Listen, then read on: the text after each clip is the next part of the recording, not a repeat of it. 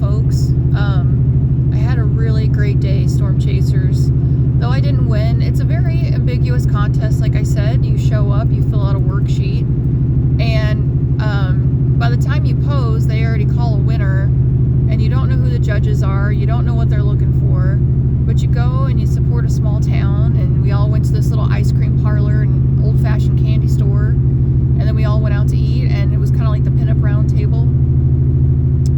And anyway, I had a really great day today. I really did. And, things that are filtering through my mind right now are when I did that interview with David, he said that his book was his love letter to Route 66. And, I would really like to make my own sort of love letter to Route 66, and I'm trying to figure out how to do that. I know I want to do it through art, but I don't know exactly how. I know once I move into my studio, I'll have time to think. It's going to be here before I know it, a few weeks. But speaking of love letters, I want to say that looking back at my life, some of my most favorite relationships came from coincidentals on 66. And sometimes they're still really hard, to reflect on. My most recent relationship was a reporter, and he came to cover a story, a Route 66 story that I happened to be a part of. And I was hanging out with my friend Chad, the photographer, Chad the dad, and we were eating, and Chad had to move on, he had to mosey on, and so it left me and a couple other people, and a bartender who was helping me play this out, and the reporter just, I don't know, he just really caught my eye, and I couldn't believe that he was willing to talk to me. And before the end of the night, he came down and we had a few drinks, and then we went to the drive-in movie, and it was, on 66. We met on 66. We went on a drive-in on 66, and, we had a lot of fun. We would dance downtown Springfield on the street lights and go to nice restaurants and things, and then, I don't know, he flipped the switch on me. Didn't want to be exclusive, fine. And honestly, I didn't really have any business either with trying to date someone, so quickly after being, broken up with. But that drive-in movie and the dancing downtown and just the romance of it happened because of Route 66.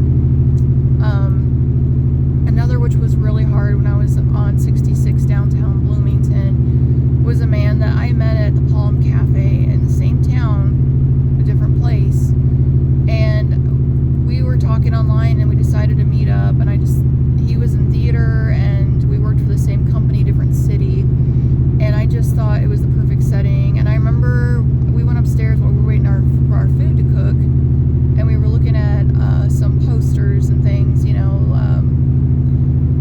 the way the museum was is they had the posters up, and you could look through them, like skim through them, and I remember kind of giving him this look like, like, please kiss me upstairs, like, please do it, and he didn't. And I thought maybe, the connection had not been there for him. And I remember, I don't remember exactly 100% what finally took off, but we ended up spending the 3 days together. It was a holiday weekend, and it was silly because I only had the same one outfit, and we spent 3 days together in bliss. And I finally had to come home on that Monday, after that Monday, and it was just another Route 66 love story that I always appreciate. I appreciate us hanging out in Champaign, Illinois, and going down Green Street and going to vintage clothing stores because he was looking for costume ideas for his acting. He did theatrical acting, not, acting for like TV. But he passed away, and I found myself by his house for the first time in years, and that was hard. It's hard when you think about any ex, and you think about the space that you used to occupy, their bedroom, their living room, their shower. You think about a place where you used to be and you can no longer be, and you can still see it, you can still smell it, and it's no longer accessible. Which kind of brings me back to one of another ex that I had met on 66 at the Mother Road car show, and that's coming up, and that was kind of a roundtable discussion today.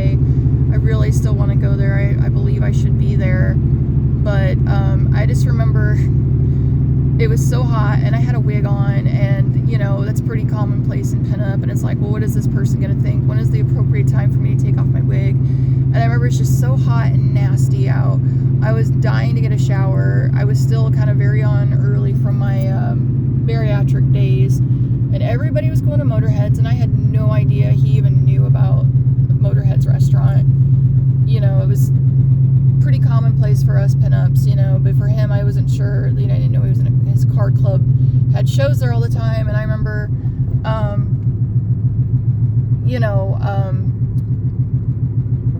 I was also flat broke, and I had a lunch with my girlfriends, but you know, my intent was never to, you know, go to the dinner. And again, I remember thinking that he didn't like me. You know, I remember walking to the garage where my car was parked, and I was like literally praying I could get out of the parking garage if I had enough money on my card. And yeah, I mean, we dated for almost 2 years, and I think about all the places we had been. You know, I wrote our initials on the Roseman Bridge, you know, from the bridges of Madison County, and I think about and I really reflect on all the places that we went, all the residue of us and what we were, and the fact that I met them on Route 66. You know, it's just another Route 66 love story that coulda, woulda, shoulda been. You know, Andy passed away. The last guy, like I said, I mean, there were so many. He was so much younger than me, and so many inconsistencies. But damn it, it was fun while it lasted. And the last guy, I don't know.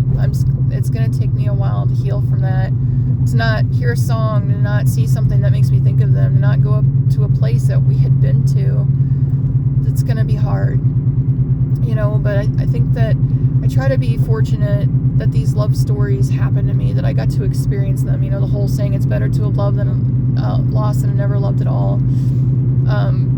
But now it's my turn. It's my turn to give back. It's my turn to write a love story for Route 66 and show my love for her. And I'm really hoping I can be successful with that, you know. These are just my little driving out in the middle of nowhere confessionals, and thank you for taking time to sit with me and listen to them.